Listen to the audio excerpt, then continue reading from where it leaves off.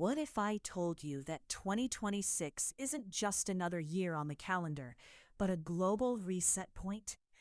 Numerology calls 2026 a 10 universal year, a number that represents endings, giving birth to new beginnings. At the same time, astrology shows powerful planetary shifts that tell a remarkably similar story: old systems breaking down, new structures forming, and leadership being tested under pressure. This raises an intriguing question. Which one is right, numerology or astrology? The surprising answer is that in 2026, they are speaking the same language. Let's begin with numerology. When we add the digits of 2026 together, 2 plus 0 plus 2 plus 6, we get 10. The number 10 then reduces to 1, which is the number of initiation, independence, and the start of a new cycle. But 10 is not just a simple beginning. It is a completion feeding a beginning. It marks the moment when an old chapter must close in order for a new one to open. The 0 within the 10 acts as an amplifier, often bringing uncertainty, rapid shifts, sudden endings, and fast-moving momentum. Historically, 10 universal years are associated with leadership changes, institutional resets, and systems that break down so they can be rebuilt in a new form. Numerology therefore tells us that 2026 is a reset year, a new leadership cycle, and a period of accelerated change. Now let's look at astrology. Astrology does not express timing through numbers in the same way numerology does. Instead, it describes the forces shaping the collective atmosphere of a moment in time. In 2026, the planetary landscape is filled with long-term generational influences.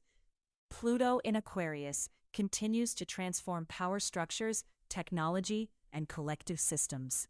Saturn and Neptune interact in ways that dissolve outdated institutions while forcing new frameworks to emerge. Uranus continues to deliver sudden disruptions and breakthroughs, while Jupiter shifts expansion cycles and introduces new narratives into public awareness. These are not subtle background energies.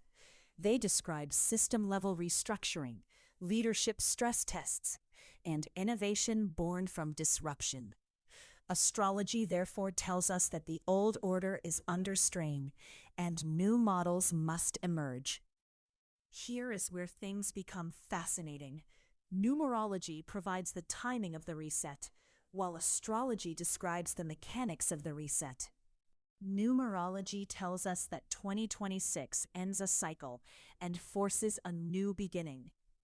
Astrology shows planetary forces actively reshaping institutions, authority, technology, and social structures. They are different symbolic languages, delivering the same message. This is why 10 universal years often feel dramatic on both personal and global levels.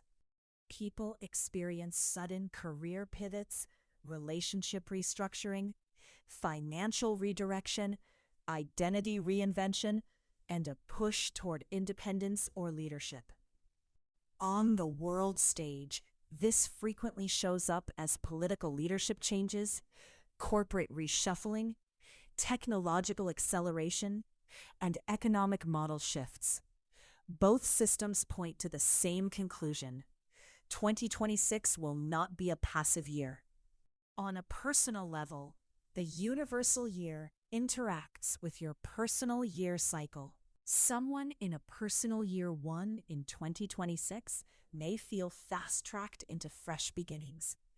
Someone in a personal year 4 may watch old structures break so stronger ones can form.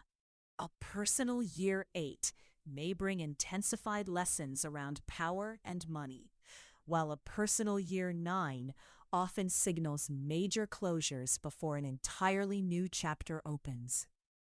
The 10 universal year acts like a strong wind, behind everyone, but how you experience that wind depends on where you are in your own journey. So, when we ask whether numerology or astrology is more accurate, the real answer is that they serve different purposes.